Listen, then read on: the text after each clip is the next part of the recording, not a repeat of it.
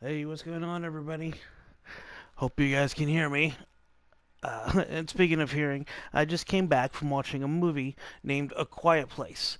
So this movie was produced and directed by John Kucharski. Am I saying that right? Kucharski? And Emily Blunt's also in it. Why do I have a feeling that I'm butchering his name? Um, no, Krasinski. Kucharski was some guy I knew in college. Krasinski.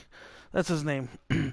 So this movie is about these creatures that arrive at Earth, and they're creatures of sound. They have these massive, like the entire side of their head can basically open up and become like an eardrum, and that's how they kill people. And basically, they've landed on Earth and turned everything.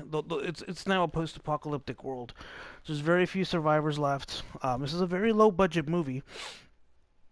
Um, And if I had to describe it in one word, it would be intense.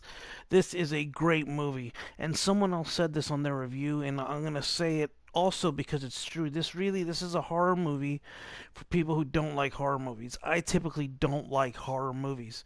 Um, this is you could also say it's kind of like a monster movie.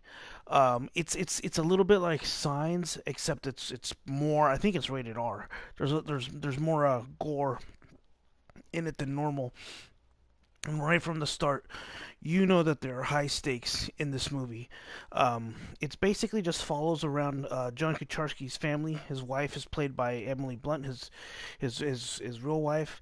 The kids in this movie were great. Everybody who acted in this movie was fantastic. The kid, one of the sons, he played the best friend in the movie Wonder, which I really liked. Came out last year. And there's a little deaf girl, which it's so fitting that this girl is deaf in this world where no one can make any noise.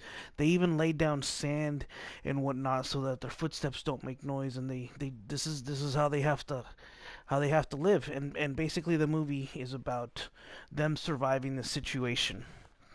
Um, Everything in this movie has a payoff later on. Everything that they show, Emily Blunt is pregnant. Why would you decide to have a baby? In but it's all for a reason. Everything that's there, it is very well written. Um, it goes by quick. I was thinking like, geez, man, it's just one situation after another. That is great filmmaking. At no point does this movie lag. Everybody in the audience, I thought, really liked it, and I think it's really incredible the way they were able to say so much by speaking so little. There's very few lines of dialogue. If you think about it, this in fact the family communicates through sign language, so they kind of had that advantage over people. You can't speak. Your voice, these creatures will hear you. They can hear you from way far away, and not to say any little noise you make doesn't mean you're gonna die, right? Maybe a creature isn't right around, in the vicinity at the moment.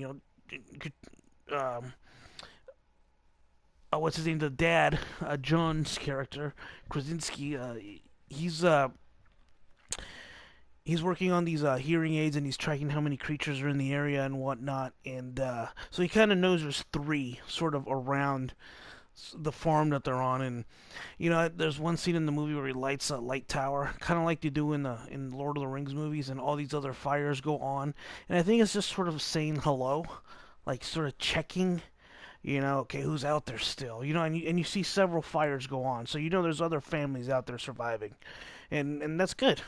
It let you know,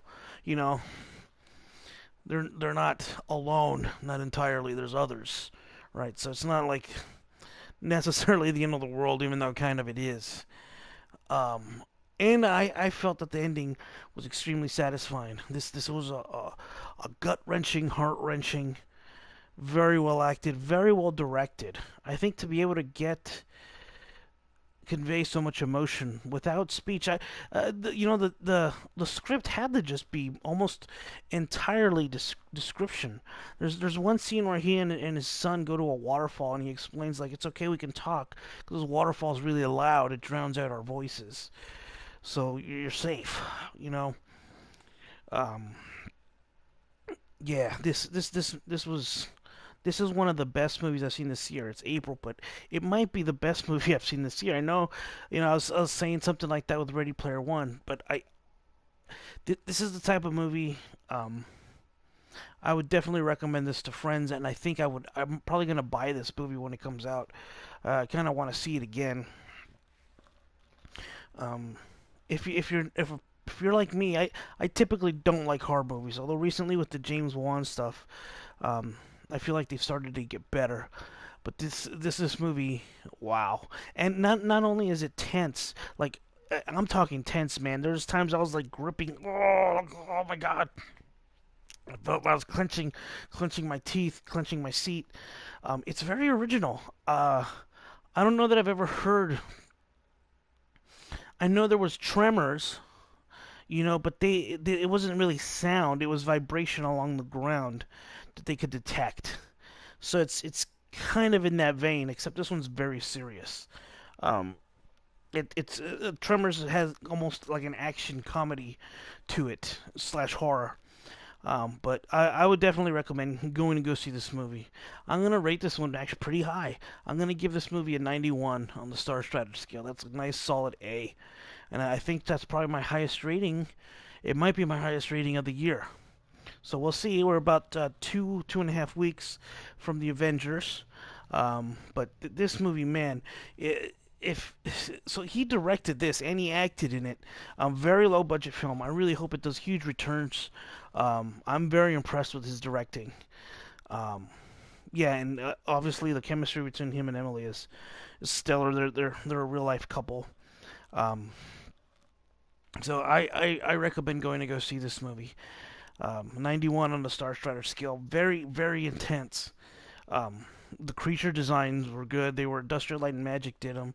So, yeah, go check this movie out. All right. Well, I guess that's it for this review. I will see you guys later. All right. Bye.